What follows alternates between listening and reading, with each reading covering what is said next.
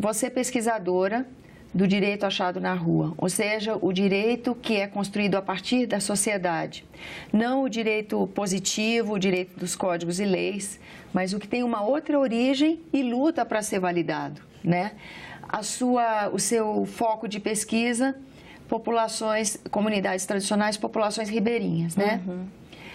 Conta para nós um pouco o contexto da sua pesquisa. O contexto da minha pesquisa está inserido diante de um projeto de construção de um complexo hidrelétrico no estado do Pará, onde eu fiz um estudo de caso a partir de uma comunidade ribeirinha, como esse projeto chegava para a comunidade e quais as percepções e as possibilidades de reivindicação de direito que a comunidade tinha diante desse projeto. Eu até utilizo bastante os exemplos e os acontecimentos de Belo Monte em relação aos ribeirinhos, né, as populações ribeirinhas afetadas por Belo Monte, como um paralelo da minha pesquisa, porque eu trato especificamente dos direitos dos ribeirinhos diante desse empreendimento e Belo Monte foi bem emblemática nesse sentido, porque, por exemplo, a população ribeirinha afetada por Belo Monte até hoje reivindica a reterritorialização, né? Quer dizer, que não é uma reivindicação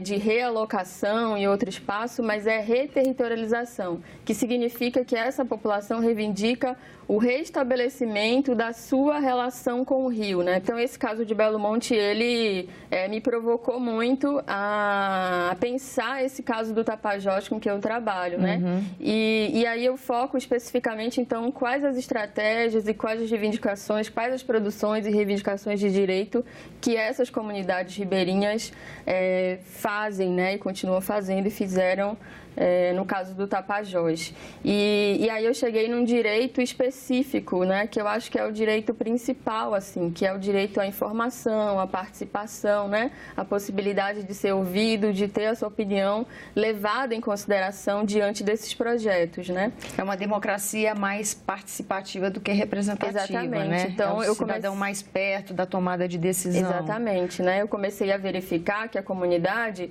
ela reivindicava um direito, que é o direito de consulta prévia livre e informada, previsto na Convenção 69 da OIT, que foi ratificada pelo Estado brasileiro em 2012, né, promulgada em 2004 por meio do Decreto 5051 de 2004, e essa comunidade, então, reivindicava esse direito como essa possibilidade de participar desse processo democrático, da tomada de decisão sobre os projetos que o Estado tem possibilitado ou tem interesse de construir nesses territórios, né? E é uma coisa interessante porque de novo, o direito à moradia, de alguma forma, né? De preservação da sua condição de moradia, né, nesse caso.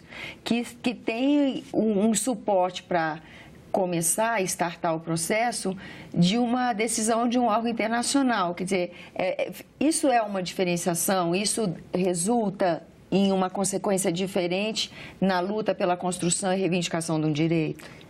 A gente tem tido ao longo desses anos, né, desde a entrada em vigor da Convenção 69 da OIT, decisões importantíssimas da Corte Interamericana de Direitos Humanos, no sentido de provocar os estados da importância de observar esse direito de consulta, né? Que não é um direito meramente formal de ouvir as comunidades, mas de obter o seu consentimento, né? Então é uma negociação mesmo, é uma negociação e da possibilidade das comunidades dizerem sim ou não, né? E resguarda o direito à moradia, mas o direito à moradia não nessa perspectiva imobiliária, né? Mas numa perspectiva mais ampla, que tem a ver com a identidade, né, das comunidades, né? Que é também o conceito que está sendo mudado na questão de moradia, agora está inserida, né? Exatamente. Em todas as questões de infraestrutura e bem-estar e viabilização da pessoa poder efetivamente morar no lugar, né? E então guarda a relação direta com a ideia de território, né? Que é o lugar da moradia, mas o lugar do lazer, o lugar, né, que abrange essas diferentes dimensões para a reprodução de uma vida com dignidade, com direitos humanos, né? Com acesso até à sua subsistência, né? Com acesso à subsistência e com relações com os recursos naturais, com a natureza, com as suas cosmologias e religiosidades, que são elementos fundamentais para a reprodução dessa vida, né? Então, é disso que a Convenção 69 trata, né? Como todas essas questões, elas estão imbricadas nessa vida, né? Nessa vida da comunidade. E é através da reivindicação de quem sofre com a falta desse direito que você consegue efetivamente fazer valer um compromisso que o país assumiu num fórum internacional, né? Exatamente, né? Então, assim, já é um compromisso assumido pelo Brasil, então a gente está falando de um direito que está positivado, que o Brasil assumiu e se propôs a cumprir, né? Em que as comunidades, elas têm reivindicado o cumprimento desse direito, e no Brasil a gente tem diversas decisões judiciais importantes, né? Suspendendo empreendimentos, suspendendo projetos do Estado brasileiro para que esse direito seja efetivado, porque é um direito que diz, sobretudo, qual é esse modelo de democracia que a gente quer, né? Qual é esse modelo de democracia onde estão inseridos os povos indígenas e as comunidades tradicionais, né? Nesse modelo de democracia, né?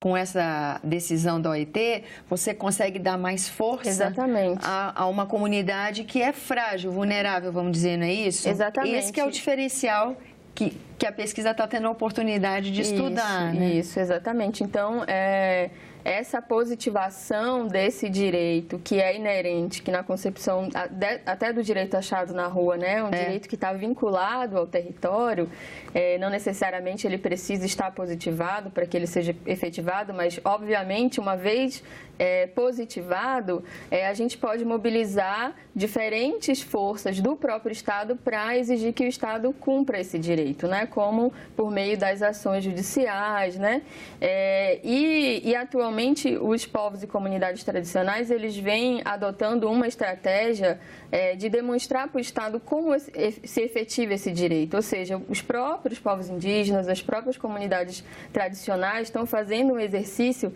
que a gente chama de exercício intercultural para demonstrar para o Estado como elas devem ser consultadas, como deve ser implementado esse direito, né? Porque o desafio do Estado, que o Estado coloca, é a dificuldade da implementação, né? Como esse direito vai ser implementado. E as próprias comunidades vêm fazendo isso por meio dos protocolos de consulta, que é um documento que as próprias comunidades têm construído, povos indígenas. A gente já tem hoje no Brasil mais de 20 protocolos de diferentes grupos étnicos, em que eles demonstram para o Estado como deve ser a consulta, né? O exercício que deve ser feito agora é o Estado olhar para esses protocolos como um documento que produz direito, né? Como um documento que tem um conteúdo de juridicidade e adotar ele como prática. Nessa questão desse direito de exercício de cidadania, eu acho que acontece uma coisa interessante, porque você tem nações dentro, conversando com um Estado, nações conversando com um Estado. Isso também faz diferença na construção do direito? Faz muita diferença, Tânia. Na minha pesquisa, quando eu analisei a implementação do projeto, né, a proposta do projeto do Complexo Tapajós, eu observei que os primeiros discursos oficiais do Estado era de que a hidrelétrica seria construída em um lugar onde não tinha pessoas, né, que o impacto humano ia ser mínimo, né? E à medida que os estudos foram avançando, né, essas pessoas e que as pessoas também tomaram conhecimento de que havia um projeto a ser construído em seus territórios, elas passaram a reivindicar. Então, tem essa estratégia de invisibilização, de silenciamento e de desconhecimento, né, do próprio Estado, né, de uma ideia da Amazônia, por exemplo, que é só floresta, que não tem ocupação humana, o que não é verdade, né? Na Amazônia a gente tem, inclusive, grandes cidades, né? E muitas comunidades ribeirinhas, indígenas, quilombolas, que estão nesses territórios e e desenvolvem uma relação com os recursos naturais que é diferenciada.